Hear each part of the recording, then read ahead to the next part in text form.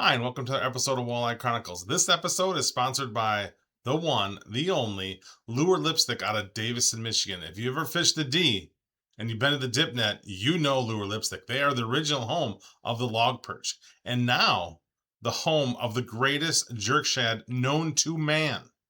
So get out, get on lurelipstick.com, get yourself some plastics they're going to put fish in your boat. Hand painted plastics, infused plastics, great plastics, great people. Go to lurelipstick.com and put more fish in the boat. Also along for the ride today, Superior Fishing Products. They're out of Arctic Mine, Michigan. They have a full line of rod holders, trees, tracks, and accessories for all your big water and small water trolling needs. And with a name like that, you know the quality is there. So check out superiorfishingproducts.com for all your trolling needs. On this episode, we welcome Ashlee Just of Minnesota. She's part of the Future Anglers of Minnesota, and she also recently signed up to fish the complete NWT tour as a co. That's right, we're going to follow along with her tournament by tournament and see what life is really like as a co. And trust me, Ashlee will spill the beans. So sit back and enjoy Life as a Co. Ashlee Just. One last thing before we get started. Please remember to like and follow wherever you're watching this. Make a comment, those help as well. The likes and the follows really matter. I thank you for doing them. And remember, there's two things you can do every day to give somebody a good day. It's one, give them a big ass smile, and two, stick them fishing. And with me is an old friend, Miss Ashlee Just. How you doing today? I'm good. How about you? Fabulous. So you're just coming off your first ever appearance in NWT, which we are going to dive ungodly amount into. But first of all, I got to touch base some stuff. You are an ice fishing goddess. How was your ice fishing season? Sum up your ice fishing season. How'd it go for you? This season, I would say, was probably one of my most favorite. Not necessarily because of the fish I caught. I still caught some really cool ones, but just the experience in itself was probably different, and it was super awesome. Cool. Did you do anything crazy, any trips or like that, or just kind of hang around the home front? I did. I kind of stuck to one lake this winter and really tried to understand it and learn it, and uh, that was really cool. What's your biggest takeaway of the winter of your new lake? Ooh, um, always be adaptable. You have to adjust. Absolutely. That makes sense. Also, Yeah, you became part of the Future Anglers of Minnesota.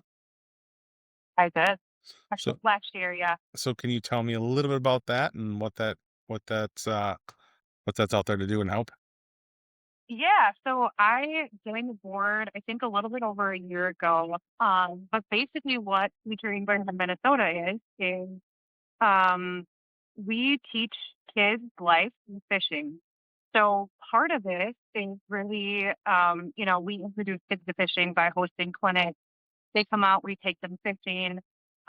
They leave with all of the supplies that they need to continue fishing without us. But we also are building that network for them as well.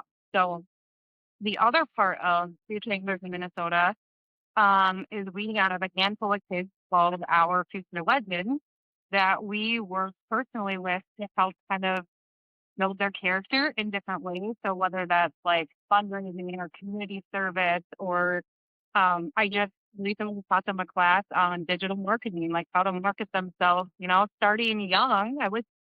These are things I wish I knew. Right.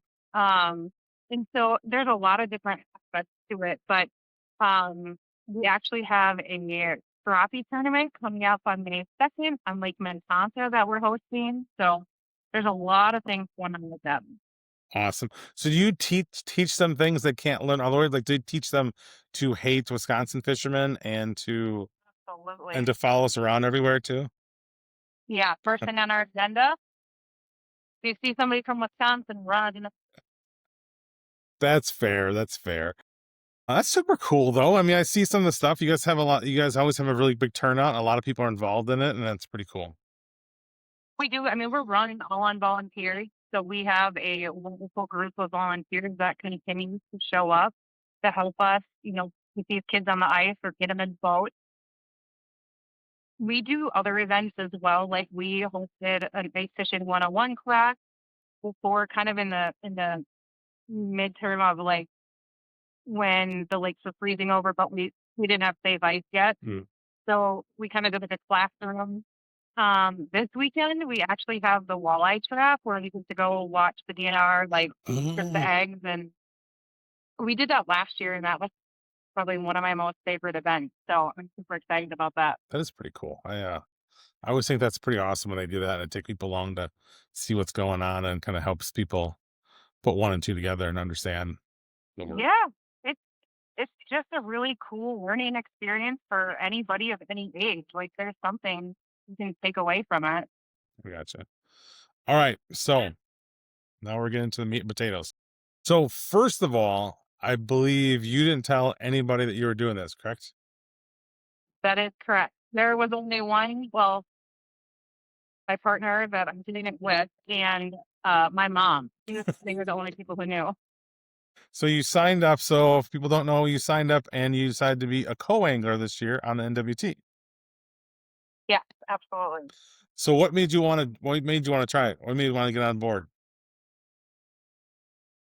So it all kind of started as a joke. I would say it started back like last August, September. My friend Diane, who is also signed up for the trail with me, she has co-angled a couple different events in the past, and I went down to their lacrosse event last year, and I got to see like everything, and I was like, that is just really cool. Like that's a really cool experience.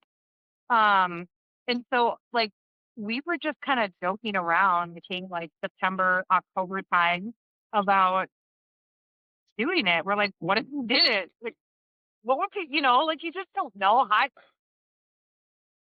Don't necessarily say that I'm somebody who probably should be doing it, but in my defense, how else do you learn, right? Correct. Correct. It's a great way to learn for people that are starting out, just to get out in the boat with Yeah, people, and you meet and if you want to be just in the industry, you meet so many people. It's hard. It's really yeah. hard. You can be a mute and you're still gonna meet people because you're just stuck. You're in front of them so much, right? Mm. You're stuck in a boat with them, Yeah, whether you like it or not. for sure. Oh, what was your expectations going in? Did you have high expectations? No, the only expectation that I walked in there with was to take something valuable away from every experience. It's not about the placing, it's not about casting a check, it's literally about learning to be a better angler. And so like I, I feel like so on the internet right now, right? Like when people start talking about co-angling, there's a lot of negative connotation about it. There's a bunch of keyboard warriors who are like, what a waste of money. And Mhm. um, that really kind of turned me off originally until I started to kind of dive in and figure out like where that type of like commentaries is coming from, right? Yep. Because there's got to be a reason, especially when the amount of people are saying the same thing. But there's not a lot of information out there about being a co-angler, right? Like Yep. there's a lot of coverage, there's a lot of information about the pro side, but there's unless you know somebody like personally that has been a co, there's not a lot of like information out there. So um I had to do some digging to kind of figure out like what it was I was like getting into. Um But reach out to a couple people just to ask them, like, "Hey, what was your experience like?" Not like, "Hey, I'm thinking of signing up," because I wanted the true, I Yep. wanted the truth. I didn't want people to talk me into it. So everybody that I had talked to, their experience was great, and it all came down to the expectation going into it. So I kept my expectations very low as far as I just want to learn.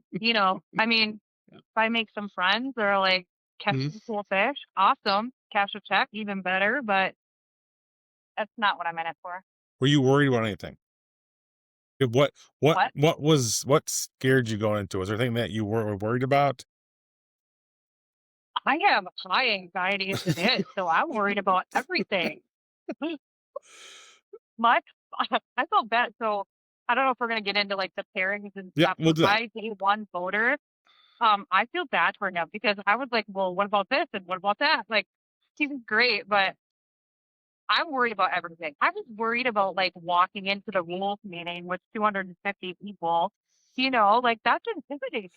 So that's my first. So that's my first question. What was that like for you walking into? Because it is everybody we've looked up to, everybody we're watching, everybody we're seeing is in that room, Yeah. and you don't know at that first moment, you don't know who you're fishing with. You're gonna go through the whole rules meeting not knowing. You're gonna see all these faces. And you can be fishing with any of these people. You have no idea for the whole rules meeting until you're done. What was that like walking in the rules meeting? And were you worried about finding a place to sit or to sit the whole game?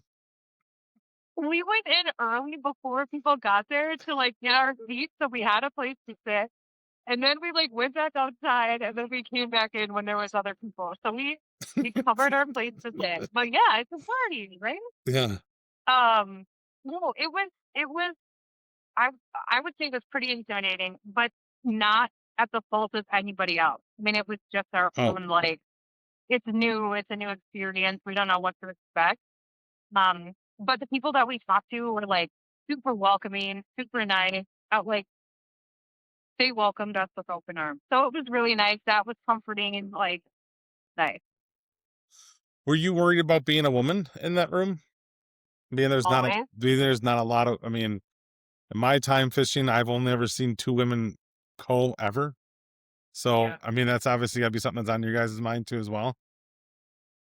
It is. Um, it's anytime that we step out of our house, right, to go fishing or to do something in the fishing world, that's always a that's always a thought, right? Yep. But I don't want it to be looked at like, oh, we have women like that. I want people to be like, oh, but she's a good angler.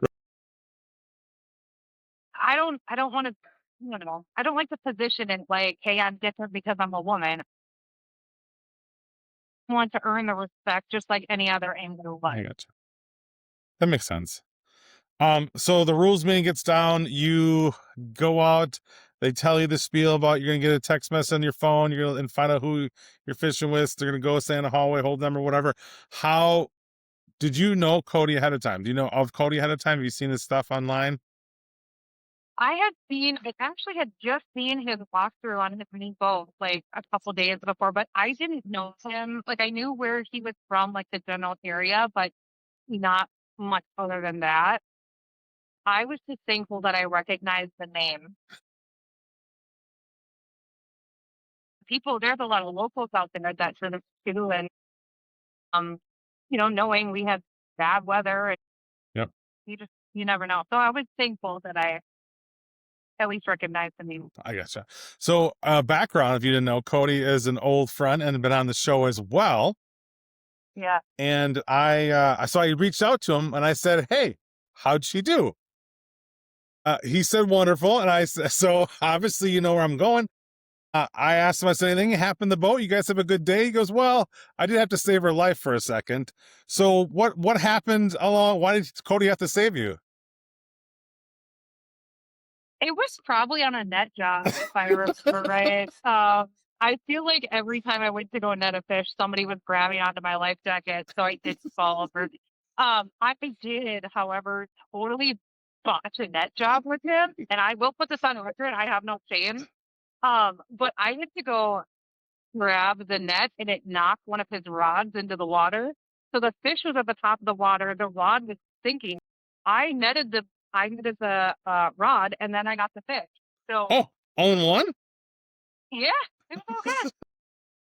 So you in the morning you get on the boat and you guys are getting ready to leave. What are you feeling? What's going through your head as the Nate? What number were you guys? Okay, so you had a long time to sit and wait. Yeah. So what was going through your mind as you're sitting and listening these names go, all these people going ahead of you, and the weather's not great? Oh, you have all that kind of in your mind. What's going through your head? use that time to ask Cody a lot of really dumb questions on how the whole process works. That's him for being so like patient with me. Like, I can't speak highly or can't speak any higher of him. He answered a lot of dumb questions that I asked during that time, but it was just a really cool moment. One, because I never would have imagined I would have been standing in that boat ever. That was crazy to me. The sunrise was beautiful. I was nervous, like my stomach was in knots because it's not that I'm afraid of fishing big water. I've fished big water before, Yep. big waves, but I was really nervous that he was gonna make a real long run. Oh, Because, yep. like, there were different, Yep. parts where people were running to, and I Yep. was just praying to God, like, let's make it through this run. I had a feeling we were gonna make it, and I was just thankful I took some Dramamine this morning. Mm. I don't ever get, you know, motion sickness, Right. but I took it that day. Yeah. You always want to, I think I think it was a combination between the weather and the nerves yeah. and everything was new. Yeah, I ain't got no shame. I take Dramamine all the time. I got no shame. So, but you're also in a boat. The side story is Cody just picked up a brand new boat sponsor for this year that a lot of us are like, hey, is this going to make it through the rough waves? What's going to happen? What's going to go on? So you're sitting on a brand new aluminum boat on a big water lake, which we don't see too much of anymore. Um, Yeah. but you also had something that we all wish to have in that boat, and that's heated seats as well. So you got a little bit of anxiety about this, but you got you're nice and warm. I mean, it's got to be a weird launch. And I think he went, what, 3-4 miles off the landing the first day? He didn't go too Yeah. far? So he originally started to head with everybody else that they were making the long run. And all of a sudden he turned and I was so thankful for that turn. That was the highlight of my day. I'm kidding. It was fun. Um, that was I was thankful for that. We didn't make a long run. Was still able to get a decent bag, and we didn't we got beat up, but not as bad as some others, especially in an aluminum boat. Yeah, it's it's it's something new, and over time we've all been pushed. I don't want to bash on anybody's boat, but over time, we've all been by the industry or the big guys in the industry have told us that you can't have that kind of boat, and obviously they're proven Yeah, that they can manufacture a boat that can withstand stuff like that. So kudos to them, but also kudos to them for putting a heater in the boat, for putting a heat on your butt, and I think else is pretty cool. When I was watching the video is when the window closes, they can pull that little bot. I mean, my feet always get wet that was coming really nice. Yeah, keeping the because wind. there was some water up over the front, and that kind of blocked it with the wind. And yeah, that was nice. I mean, seat was awesome. That's cool. So, you get to your spot, you start fishing. What's fishing like? How nervous were you when the first net job came to fruition? Were you freaking out? Did he go through how he wanted you to net? Did he want to net certain ways? I know some guys talk their coach through how to net. Did he give you any go-tos and he just said, I need it, let's go? Yeah, I mean, he talks me through a lot of things. Like this is what he wants to do. This is how he's going to fish. There was a live scope unit in the back so that I could use that and fish while he was up front. Um, and that was about it. I was just praying to God I didn't botch in that job. Like I've been practicing, so um, but other than that, I feel like the day out, the conditions went fairly smoothly. I don't think there was a lot of issues that happened or we That's just got on the boat, caught the fish, and that's cool. So when you're out there, you're just hanging out, you're fishing in the back of the boat. Can anything cross your mind? Like, I'm out here. I mean, you're looking at a big abyss. You have big waves, and you're fishing NWT tournament. What's that like for you? it was. It's just all real surreal, right? Like I never expected to do this, but I had never been to Erie either, so this is my first experience with Erie. Awesome. And again, I picture Erie to always be angry. I prepared for that. I'm aware of that. Yeah. But it was just really cool to kind of take it all in and see like the amount of fish in the system, kind of where they're sitting, the water column. And then the entire time, going back to like my expectations, what's to learn? Well, I'm watching Cody just as much as I'm watching my own screen because I'm watching, his digging cadence or the way that the fish is approaching or how he is approaching the fish that he's casting on. So I was trying to kind of cancel out all of that like the anxious stuff about, Yep. oh my gosh, I just wanted to make it through the day. But it was really cool. I mean, he was super helpful. He was, funny. I had a great time with him. Awesome. So, what do you think was your biggest takeaway from being in the boat with Cody? Hold on for dear life. No, I really keyed in on his jigging cadence. Like his jigging cadence is a little bit different than what I'm used to and what I've seen. Yep. So I'm not gonna like throw his secrets out here, but No, that's fine. it was a little bit different. Yeah, he does some different things that most people. He talks about a lot on his YouTube channel, and he has. If you don't follow Cody, make sure you follow Cody. He has a great YouTube channel, everybody. But he does some things differently, especially up in Green Bay. He's known to have a couple different things he does with his blade baits and his ripping wraps and stuff that are just mind blowing. That he does them, it just blows my mind. But Yeah. yeah, that's cool that you learn stuff. That's I mean, your ultimate goal was to kind of learn something. You guys had uh, a decent day ish. You caught fish, caught your Yep. five, and then you had to move on to last. So you come back in. How's going up in the stage? That was cool. Super interesting because like again, I didn't really tell anybody that we were doing it. And so as soon as I crossed the stage, my phone started blowing up. And they're like, "Are you serious? Like, is this where you are? Is this what you're doing?" And I'm like, That's awesome. "Surprise!" Like, tried to keep it like real quiet, and I didn't really tell anybody. It really was a cool experience, mostly for my own daughter. Mhm. I fish with her all the time, and I just really want her to think that I'm cool before she gets to the age where I will never be cool. So she thought that was the coolest thing. I'm good now. That's awesome. She's good. So you guys get across the stage, you take some pictures and say bye bye. You move on, and then you get another text, and you get a new partner. Yeah. I missed. Who's your day two partner again? I forgot. A2 was Garucha from Pierre, South Dakota.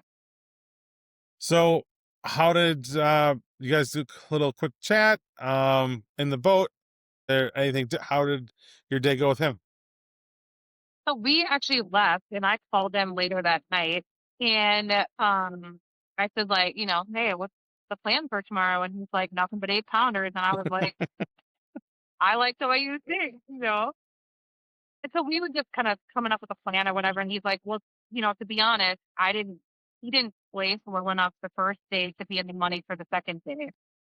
So we were kind of talking about that. And I was like, I don't even know where I placed. So I looked it up and I was like, oh, I think I'm like 38th or something. And he's like, well, dude, you're still in the money. Like, let's go and get you a bet thing. Yeah. And I just thought that was like super cool. He was like, let's go do it for you. So he was awesome. Again, answered a lot of stupid questions, super welcoming. Like, we had a blast out there. Uh, got some decent fish. I think our biggest fish came like on his first or second cast. So that kind of set the tone for the day. And just kind of rifle through fish after that. But Awesome. it was good. It was fun. That's one thing that I always liked about NWT is they're so like the pros. If they're out of it, they will do their best to get the and the money. I remember, I believe it was in Oshkosh, and Isaac had a terrible, terrible first day. I don't even know if he registered fish. I can't remember, but he was terrible. But then he ended up pulling just this monster bag with his day two partner to get the guy, I think, in the top 10 or something like that. It was crazy because I'm like, you know, if you have a really bad day, you can kind of mail it and call it a day. But the fact that you're almost fishing for the then, and it's Yep. kind of cool that they always kind of do that. You always hear the stories of the guys that go, you know what, let's just get you a bag, let's get you the money. Somebody's gonna cash a check today, let's go for it. So That's always kind of I cool. and I didn't know that they did that. I just expected like he was just gonna go out and fart around, for the day because he wasn't in the money, and I just kind of expected to like watch him and learn from him. But no, I mean he made the run. The next day was a little bit nicer. He made the run. We caught the fish and came back, and I mean we had a great day. I had a ton of fun. That's awesome. So Yeah, anything happened crazy in the second day? You're able to net everything. Kind of some fears are gone. You're doing okay. there was. I think my anxiety level had dropped a little bit because I like had already experienced the whole like takeoff thing and like all of that. I think that was good. You're still fishing with someone new, Yeah. and you don't know how they operate, and you don't know what they expect of you because I've heard that that's always different depending on who your boater is. Yep. So, but he, like I said, he like killed all of that up front with like, let's go and have some fun, and that's exactly what we did. Um, he too also had to grab my life jacket a few times. I will go in the water before I lose a fish. I'm just saying, I'm not botching a net dog. We got to get you guys. You need to get like one of those safety harnesses, like for like roofers and stuff, and just get it and just tie it in the middle of the boat for you, so you can hang way out and get your fish. Yeah. So so day two's wrapping up. You're coming in. I assume you had no inklings of the world of cash and check before you left to go here. You, Because the thing is, even after weigh-in, I didn't know because I Mhm. wasn't watching it. Yep. That whole part I didn't care about it. I was just happy to be there, and like we got a full bag both days. Like I was good. I learned, from both boaters, and my friend Diane she brought it up to me, and she's like, "Hey, you like you're still in the money," and That's I'm like doubtful, but okay. And then, by the end of it, it was like, "Oh, man, you get to taxi check too." I'm like, "Well, welcome to the NWT. That's pretty sweet." right. Yeah, it was funny. I was watching it going. I'm like, I think she's gonna stay in the top 30 because it wasn't moving like every. You kind of watch how it comes and goes, and they're like, she's not moving down as fast as what the pros are and stuff. So you're obviously your weights are hanging on. I'm like, I think she might make it. Yeah, So I wasn't even watching it. I went back and kind of watched how it all progressed, and then I was curious. But in the at that time, I didn't. that's funny. That's cool though. I mean, you got yourself your first NMT. Got yourself a check. Yeah, it was Lot. pretty sweet. So what was the best part of the weekend? Best part of the weekend. Yeah, of the 2 days. Ooh, I would say there's so many cool things. The whole experience. I don't know. The best part I would say was meeting the other people, like networking with other people. I met somebody at the landing that I co-angled last year, and literally just spewed happiness on me. It was like, I'm so excited that you're there. And you're gonna do great. It was so great. I don't know. It just made you feel so good, and like it was great. I would say the people. Did you fanboy on anybody? No, there's nobody there that you saw and you're like, that's John Hoyer, that's Dewey Jown, that's nobody. I don't. I suppose you've met a lot of these people through Yeah. other events. Okay. I don't know if there's I anybody. mean, there is some people that I respect just from watching their stuff. Didn't necessarily meet them. I don't necessarily like fangirl over them. I mean, They're I do when I see some of these guys, I fanboy like my name is Walleye Chronicles. Can you come on? I do that all the time because some of these people, it's crazy that so just what these people. I mean, there's not all in the room. There, maybe 15 that are making a living off it, right? That are really doing what we all us boys like to do growing up, right? So those are the ones that I'm like the fact that I mean, it's a lot of freaking work. I don't. I mean, it's a lot of work. But like, some of those dudes that just do it and they have the consistency over and over and over. It's like, how do you do this? And you're the top 10 every single time. It just blows my mind. I hope at some point this season, I end up in a boat that's like that because I want to see like what they're doing differently than some of the other people that I'm fishing with. You know what I mean? Like Yep. I want to just soak all of that information up like a sponge. But we'll see. I don't know what, Okay. we'll see So how the cards play. you had both people were casters, right? Yeah. What what would you have done if you had a troller? Would you have like, oh, this is bullshit. I don't want to be in the trolling boat. Well, here's the thing is like I'm just supposed to truly either. Like I don't mind it. I definitely did not bring enough snacks with me though to like handle a day of trolling. But also going into Erie, knowing that a lot of people do still troll that, Yep. especially when you have locals. Um, I kind of expected to have to troll at some point, Okay, that's fair. Because I mean, you guys but don't I troll got too. lucky. You guys don't troll too much because the whole rod thing out there. No, no, running boards is not a thing here. It's tough. I mean, Tough to only get a couple pulls a person. we get one, Yeah, and it's always in our hand. We don't even use the rock holder. that's fair. That's fair. Um. Yeah. So what would you tell somebody else that after your first event, to do it, not to do it, what to expect, what not to expect, how to go into it? Are you tired of the same old plastic patterns and colors? Well, check out lurelipstick.com.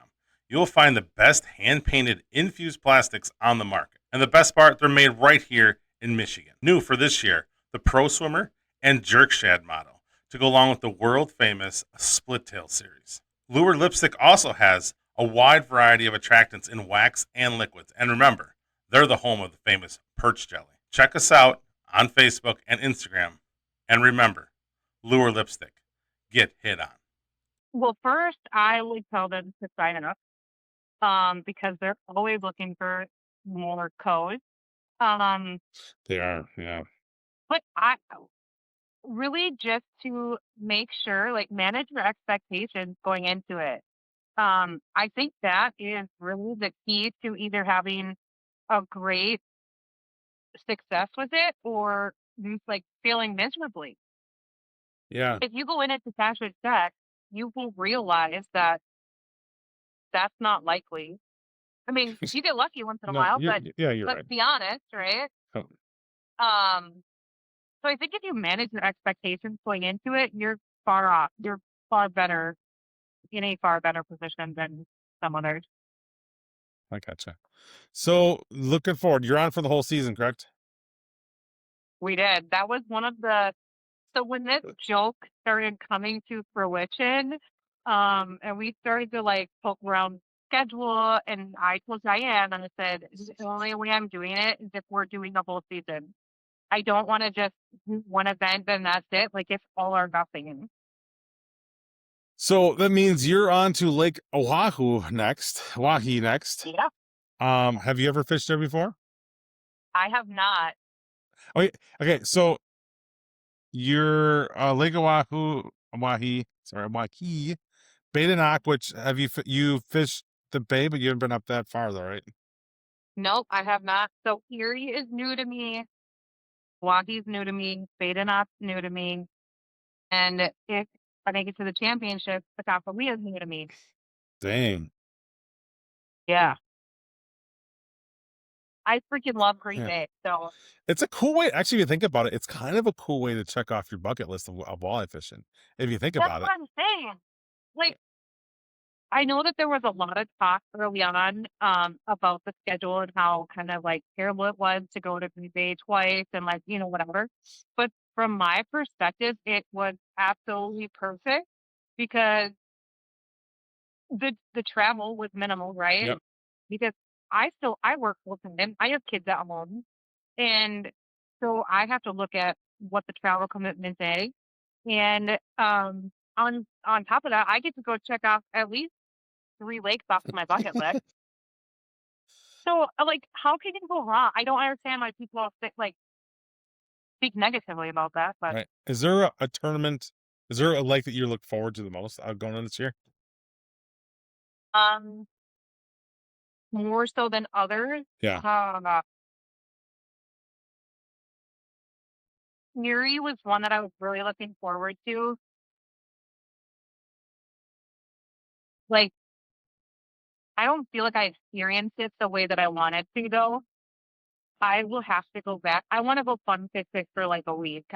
Like, it was a little bit different going for the tournament. Yeah, I do have a question about that. I'll ask you in a little bit. But yeah, that's funny you say that because I'm actually heading out tomorrow to go fun fish. So I'm heading out tomorrow to go hang out with the Lure Lipstick guys and fish out there. So super excited. But Oh, the other thing too is like, is you're out there and you realize that okay, I'm out here for a tournament, but guys come out here and fish and they just fill the cooler because you think about like around here we catch their nice fish, big fish, and please release everything over 20. Everything's got to live. And you go out there's like, take it. No, throw the 20 back. Take a 30. Take a 30 home with you, right? It's like, wow, that's just a weird world that everything. I've started this new thing, like everything west of Lake Michigan is weird to me now. Or east of Lake Michigan is weird to me. There's a whole different world. well, It's not the same walleye fishing that we have. Everything's way different out there. yeah. Well, and here's the thing is I don't eat fish as it is. I don't keep anything. That's fair. So even when I go to Wisconsin and you guys are keeping fish, it makes my skin crawl. And now I go to Erie and you guys are keeping giant fish and like Crazy. slicing them up. I'm like, what is going on? Right? I get it. There's Yeah. two completely different fisheries. I get it. I'm not gonna like hate on anybody Yeah. for doing it, but it makes my skin crawl. Yeah, it's crazy to think Crazy. about it. Yeah.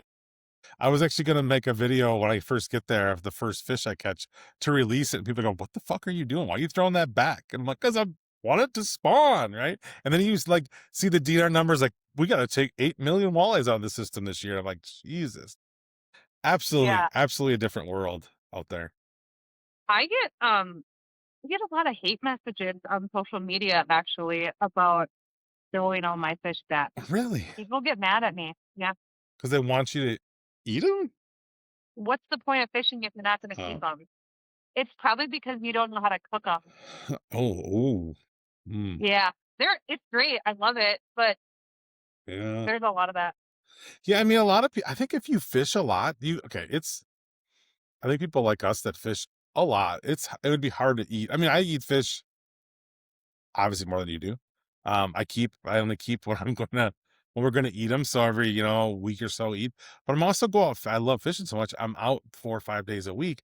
It would be physically impossible for me to keep fish every time and actually have enough time to eat it. Because if I'm fishing, I'm not probably eating that night because so it's like you can't do both. I get some people just don't get out the same amount as we do. Um, Right. it just it's a different world, and people grow up differently. My dad, he grew up and they kept everything no matter what. And if he catches a 28-inch walleye, it's probably gonna go home with them. And I'm like, fair enough, fair enough. Me and my dad have fought over that exact thing. If he's like, put it in the bucket, and I'm like, It would I slip. don't know. Have you ever wanted to actually stab one off with a net when it comes in, just because you have that fight? I've done it actually. And then I'm like, I'll release the fish and be like, oh, don't worry, I'll go catch you a bass anyways. You can eat that. So my one question for you is how different is tournament angling than fun fishing? Was it surprising to you how much different it is? Um, yes. I mean, I have fished a couple tournaments in the past, not at this level Mm. at all. Not even like any, like just like local Yep. tournaments, right? But it scratches this need of my competitiveness to come out. And so that is like, when you have like when you need your back scratched and somebody comes in and scratches your Mm. back and it's like, oh my gosh, like this feels so good. That's tournament fishing for me. It's like a back scratch.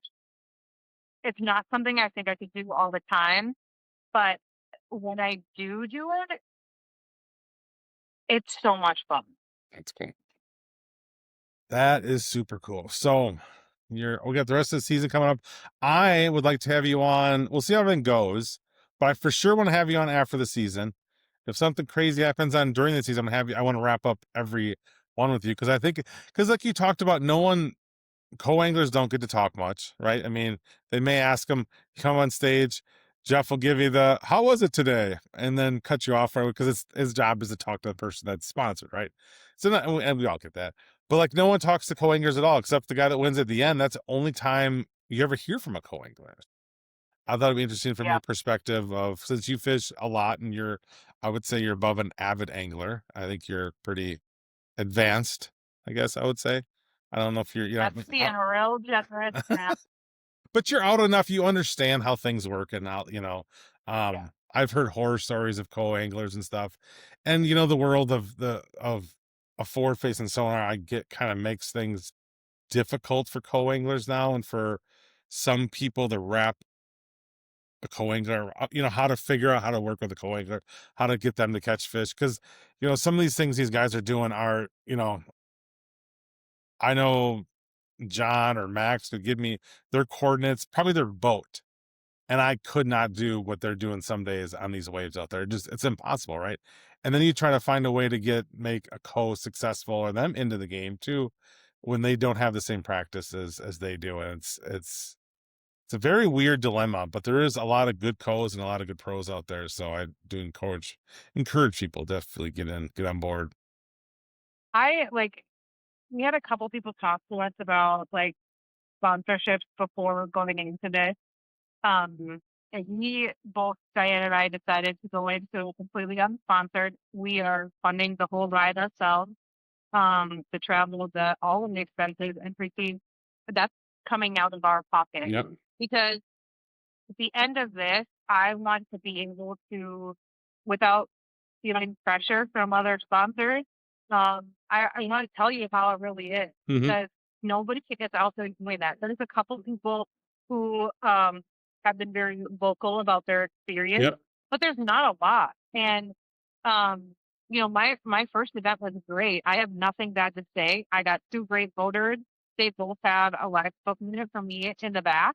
So it wasn't like I was sitting there, twiddling my thumbs. Right. Yeah. Um, so I had a really great experience, but I also know that that may not be my experience in other bodies of water, and I'm prepared for that. Yep.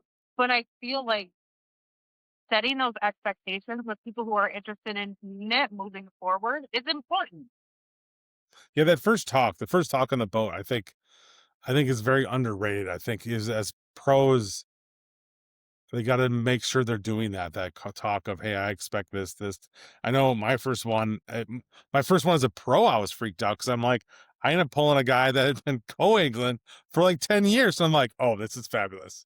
This is fabulous. This guy knows more. But then, I understood over time that you got to have your nice talk with everybody in the start the boat, teach them around the boat, show them around the boat, kind of so they know where things are at, and just kind of getting the same page of them. And, I think that helps. That communication helps so much for both sides, really, to talk about what's going on and what you're expecting or what not expecting, right? Of how things work and all that kind of fun stuff. Yeah.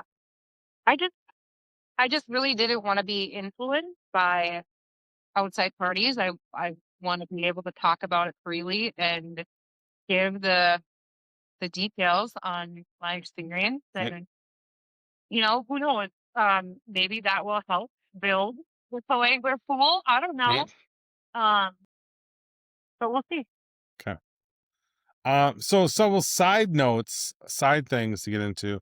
So obviously, I don't know if there was much talk there. Wasn't there, but they added a new rule that you have to be in the top 55 to be able to fish it next year. So basically, removing all jackpotters from the NWT, which I guess is weird that you don't want the best fisherman to fish your tournament, but whatever. So how does that make you and then also with AIM finally was able to get their next series up and going.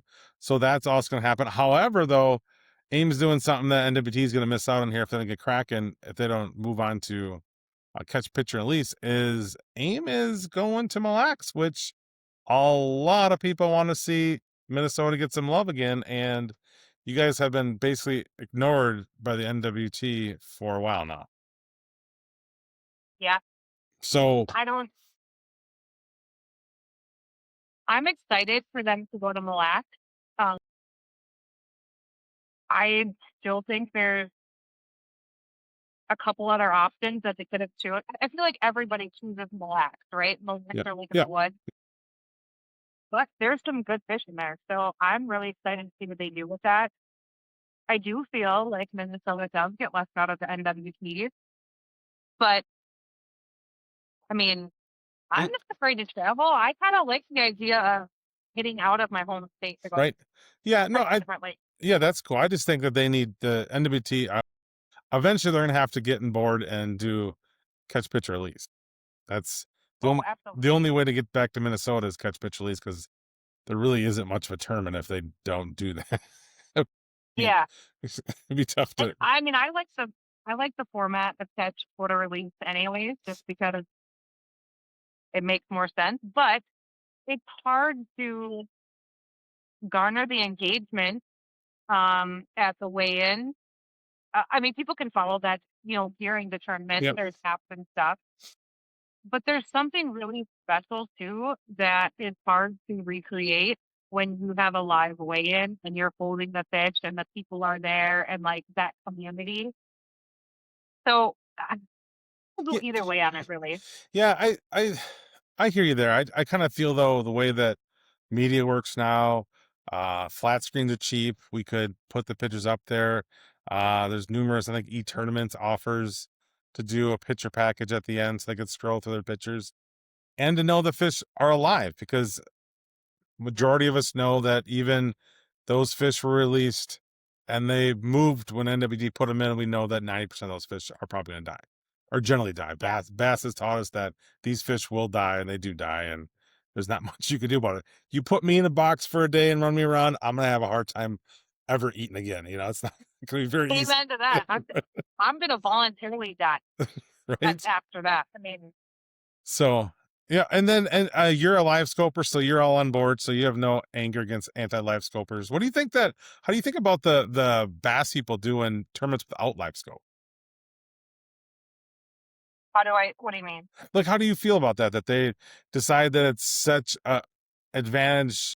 I don't know if they decide it's an advantage, but the fact they have some of their tournaments are live scope, some are not live scope.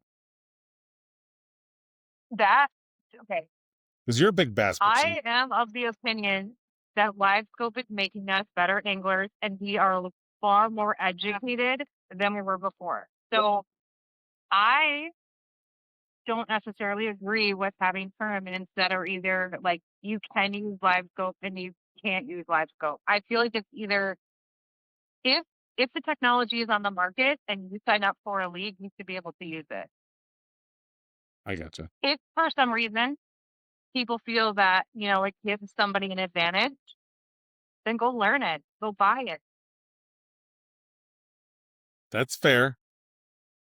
I, What? like I think it's one of the coolest tools that I have ever experienced. Like I have learned so much just messing around with it. Like not even necessarily fishing, but just scanning, just watching fish Hmm. behavior. I can't speak highly enough of the tool. I love Yeah, it. yeah. It is. One of those things that once you have it, it's hard to go back from it, even if you're not using it for. I mean, it's funny because so many people, everybody, I think the people that are hate on it believe that it's that we're all out there like John Hoyer, Max Wilson, whoever on the front of the boat doing that, and 90% of us don't use it that way. I mean, we try to. I mean, I try to all the time, but I can't quite do what they do. But I can identify where the fish are, what they're doing, how they're moving, throwing the difficulty it takes to throw a jig even in say a foot and a half waves at a fish 6 feet away, put it in front of them, and then watch them hit it all while watching everything happen at the same time. I don't even know how to explain how difficult that is. I honestly, amazing. I think using a live scope in the back of the boat is even more difficult Facts, facts. because you have your boater up front and they're chasing fish, right? They're going to find that fish. They're trying to position the boat, and I'm back here like trying to find fish to cast at. By the time I'm ready to cast, You're uh, gone. both going this way and I'm casting this way. So it's just to say a prayer moment, like Right. if you get lucky. Right. And I wonder, yeah, that is crazy. I wonder if, and this might be tough for NWT because there's more money involved, but you see a lot of the co-tournaments with there's two guys, right? Like the AIM, MWC, and some other smaller ones where both anglers are in the front of the boat and they're tag teaming these fish. And I wonder if NWT gets to a place where they could do that. Now, does it really matter because you're only catching 5 fish and you can chase around 5 big fish? I don't know, but I mean, in my boat when we fish tournaments, we're side by side in there, and one makes the cast at, another one backs them up right away, and kind of plays that game. So it'd be interesting to see if that ever comes to fruition in NWT, if pros would be willing to let people come. I know some do, but They are. are they Yeah, okay? like I don't know if that's standard. With people, I guess it's all, dealer's choice. My day two boulder had mentioned that to like go up in the front and cast with him, as long as it wasn't like super wavy and it Oh, wasn't hard to stand up there. yeah. He asked if I wanted to do that. They're doing that. I don't know about everybody, obviously, but they're like I was not the only person in the front of the boat. Like there's other boats with people standing up front too. All right. So We got to get to one section here quick. Now it's time for the lure lipstick question of the pod. Lure lipstick, cool. get hit on. What is your biggest takeaway from fishing Lake Erie for the first time? I need to go back. I need more time out there. It's an amazing fishery. That's awesome. 2 days did not do it justice. Okay, side question. So at some point, if you're liked as a co-angler, which I am sure you'd be liked as a co-angler eventually, some co's go out to help pre-fish. Is that something you'd be interested down the road? So we have like already been offered that. There's been a couple pros that have reached out and basically said, and I've known them Yep. before we signed up. Um, that have offered to allow us to free fish. I would love to be able to take them up on that offer and get to spend more time actually learning the fishery versus just showing up and jumping in the Right. boat. Yeah, it's tough. You get the feel for the tournament day, but not like how things fish and how to catch fish, and because it's actually one of the funner things to do is it's pre-fishing. I always thought was as one of the funner things to do. Before the championship last year, I jumped in the boat with David, and I had a blast talking shit, having fun. It's a little different atmosphere because you're not stressed out. No one's Yep. stressed out about fishing. You're kind of just having some fun and learning some stuff. I've actually learned more with David in a day there than I have done in like 3 days by myself because experience, as you can tap into anybody's experience and take a little bit here and there for yourself, is pretty awesome. Well, that's just it. Anybody you fish with, you should be taking something away or you're wasting your experience. Yeah. Like you should have something that you take with you. But as far as like free fishing, I absolutely would love the opportunity to go out and free fish these bodies of water. And I'm hoping like as the summer continues, we'll be able to kind of free up some more time. But I work. Yeah, that's a tough I part have to because take that one. the NWT schedule is during the week, so you Yeah. it's always during the week. It's never on a weekend, so you're burn 2 days just for the tournament, and then you need to travel day to get there, depending on where it is, and then Yeah. yeah, if you want to put an extra day in there too to fish ahead of time, that's you're rolling up on a week basically. Which and in the summer, like we kind of baked in, like we're prepared to do that. Yep. I personally want to really kind of capture the whole experience of the environment, all the people. You can't do that in 2 days. For Erie, we flew in Wednesday morning, went to the rules meeting that night, fished Thursday, Friday, and we were on a flight back at 7 a.m. on Saturday morning. Jeez. Whirlwind, but Came in, get your check and leave. Must be nice. Dang. so we do it. Hawaii will be a little bit different. We have a little bit of, I think, extra time with the wahoo. So we'll be good. That's cool. That's good. That'd be a good one to have extra time on too. Yeah, I'm super excited Right. for that. But that one is also, I think that one's a Wednesday, Thursday tournament instead of Thursday, Friday. Oh yeah. What else I got for what's new in your world? Anything else new? That's No. it, just living the dream, man. Are you still? You know when Go ahead. we first met, like however many years ago, and I came out there and sat down with you.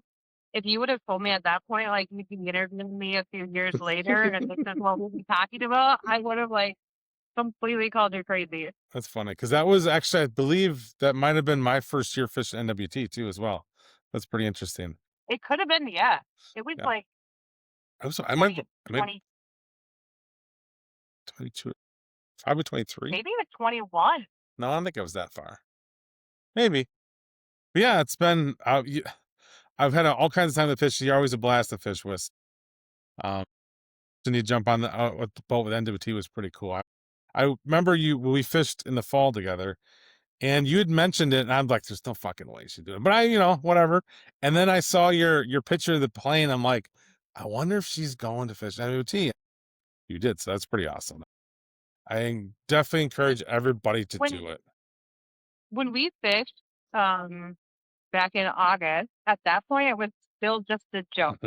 Like we were just tossing around. And I believe the NWT was there when we were out there. Yes, because the And I think next, that yeah, that kind of like yeah, spurred the conversation even more. But it's still like at that time I was not doing it. Like that was still a total joke. It really didn't become real until the schedule came out and Diane, my friend, was like, I'll do it if you do it. And I was like, oh shit, like, oh God, what did we just sign up for? And then, oh my gosh, I was almost sick to my stomach after I completed my registration because that's it real. You know, there's no backing out after that. no, no, and it's But not. I'm super excited. So you got so you end up with a 24th place. You need to be in the Yep. top 30 to make the championship. So is that do you even put that on you, or just say, no, I'm fine. I could end up in 112. I don't care. I just want to. Yeah. Okay, fair. That's a good idea. I have I have completely detached from the outcome simply because I am super competitive, right? If I'm doing something that where there's a competition, I want to win. And I didn't want that to be the sole focus of this experience. Fair. I wanted to learn versus win. I still want to win, but I have detached from that whole outcome. If I make it to the championship, awesome. That's cool. That'd be good. That'd be super cool. Super cool. Yeah. All right. Well, thanks for being on again. Thanks for having me. It was very, like I said, as soon as I saw you were on there, I was like, my questions just burned through my head. I'm like, okay, I'm gonna do. I was thinking to myself, I'll do every time, and we'll see how that goes. I don't want to bug you after every tournament, but it's just cool to hear somebody that's that's your first time doing it. It's pretty There's awesome. not enough of it, and especially if the NWT is trying to build their pool of co-anglers, they got to get some more visibility into it. Yeah.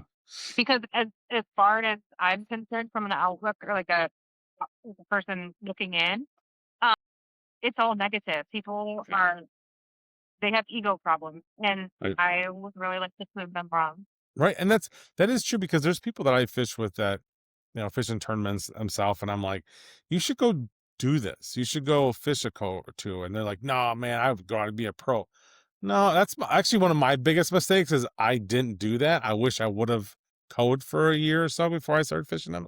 Because we learned so much more stuff. And I've been trying to talk like just go be a co. It's not saying there's awesome people in that co world that have fished a long time that are really good fishermen. They're great fishermen. They just decided that they just want to ride with somebody else and have experience, Yeah. learn a ton, right? You learn so Yeah. much. Mike, I learned so much from my codes that I had with Meek just because you start talking about fishing and they're probably from someplace else not close. The first guy I ever had was from Dubuque, and we talked about the Mississippi, and I love river fishing. So we were like all day long. I learned just as much from him, I think, than he learned from me, on the areas. I do That's the encourage. cool part too, is is the people and the network that you you meet and you take away and you become friends with, Mm, and just kind of how that all snowballs is super awesome. The English community can be really great when it comes right. to that. Can be kind of shitty sometimes too, but It can, but we're walking into this with a positive attitude. no, not that part of it, but For real, some it it can be can kind be of shitty. shitty. I think we have a good guardrails and good police on there that can sniff out ass bags and kind of push them down and get them out of the way for us, because there are some people that are just negative no matter what. I mean, they're not going to be happy unless if they are the only person who gets to fish the lake and the limit is whatever they want it to be, and everybody else has to die. That's kind of how it goes. Yeah, yep. All right. Well, thank you. It was a bit all right. If you're looking to be on, yes, we will. So if you're looking at an episode of Walleye Chronicles, hit me on my socials at Matt Snell on Instagram or Facebook, or Smilefish on TikTok. And remember, there's two things you can do every day to give something a better day. One is take them fishing, and two is give them a smile. And that concludes another episode of Walleye Chronicles. Hey, if you can do me one favor, wherever you're listening, can you hit that like and subscribe button? It actually really does help in the long run. And if you know somebody or want to be on an episode of Walleye Chronicles, hit me up on my socials at Matt Snell on Facebook or on Instagram, or Smile and Fish on the TikTok. And keep your eye out. Early 2026 merch. It's coming, everybody. So thanks a lot again for watching. Hit that subscribe button, and we'll see you next time.